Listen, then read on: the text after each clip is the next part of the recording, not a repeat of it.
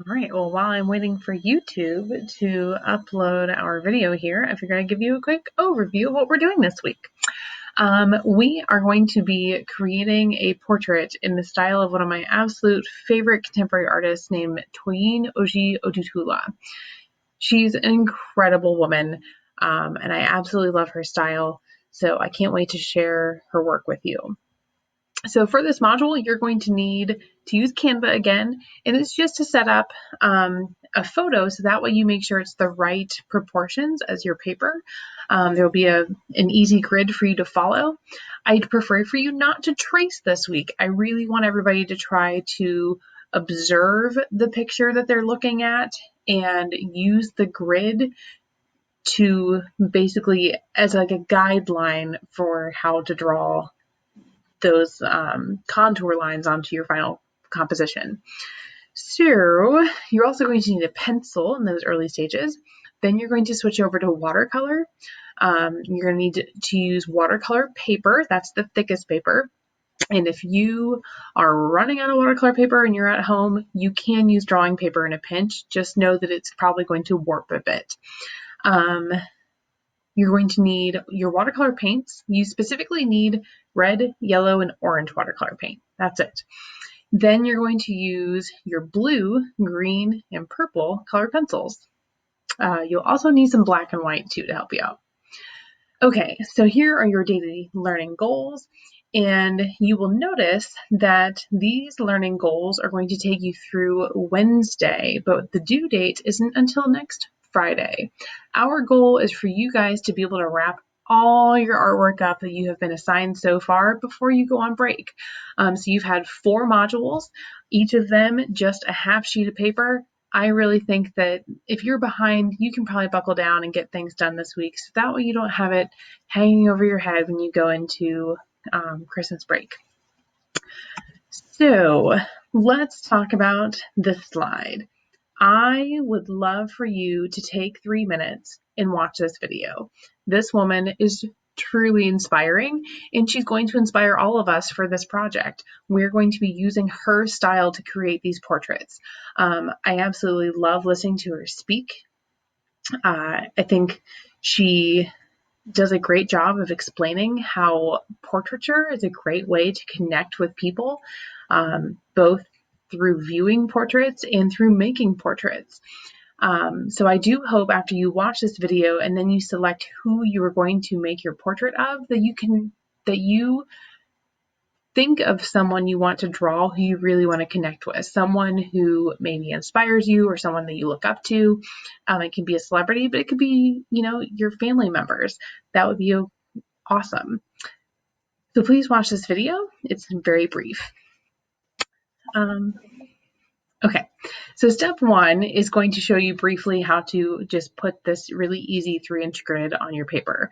You can do it with a ruler, or I'm also going to show you some creative ways that you can not use a ruler to accomplish the same 3-inch grid. Then step 2, we're going to just be drawing your portrait, again, using that grid, copying what you see on the screen. You're going to use Canva just to put the grid on top of the photo you want to work with, so that way it's easy for you to copy as you are looking at the photo. Then you're going to be looking at these references as you lay in some abstract shapes. This is where it gets fun. I know the last time I did a project like this, it was a thing where people loved it or hated it. They loved it because they felt really successful, but then they felt like they were ruining it as they added in all these shapes. So I just want you, before you even get into this project, to take a deep breath, relax, and just kind of go with the flow. Don't give yourself some expectations that you're not going to be able to live up to. We're not making realistic portraits. So just go along with the ride here and try to at least maybe enjoy some of the things that we are trying to expose you to here. Step 3, you're going to watercolor your portrait using orange, yellow, and red. And I explained in the video how you're going to use red for the darker areas, orange for like your middle gray areas, and yellow for your lighter areas. Then you're going to go over those watercolored shapes with textures. And you're going to use the complements of the colors that you lay down in watercolor. So if you, in the areas where you watercolored orange, you're going to add the texture with a blue color pencil, because orange and blue are opposite on the color wheel. They're complements. So when you put them side by side or on top of each other, they're going to create more of a neutral effect. So you'll notice your portrait, when you first get done with the watercolor, it seems like, wow, really, really vivid and warm and bright. And so to kind of tone it down, we're going to add their complements on top using some of those mark making techniques that we know how to do with colored pencils.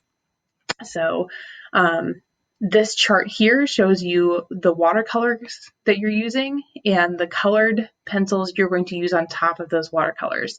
So you might want to make a mental note about where this chart is as you are drawing.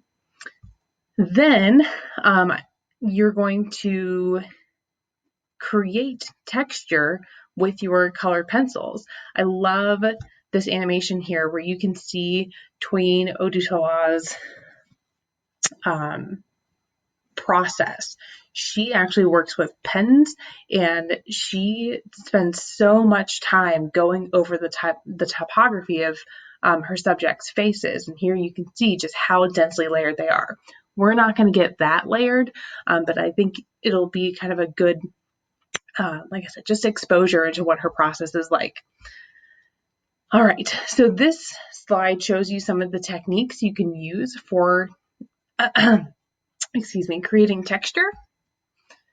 And that's explained in this video. And this is sort of your checklist before you submit your work. Make sure to include the picture of your handmade artwork. Also make sure to include the file of the photo that you were referencing. And then I would love in your reflection for you to also add why you chose the subject that you chose. Why did you choose the person that you used as the subject for this piece? So don't forget to look at the rubric, double check that you did everything before you submit it, and then hopefully you should have a couple extra days to get caught up or relax if you have time to. So good luck this week, and I can't wait to see, as always, what you guys make.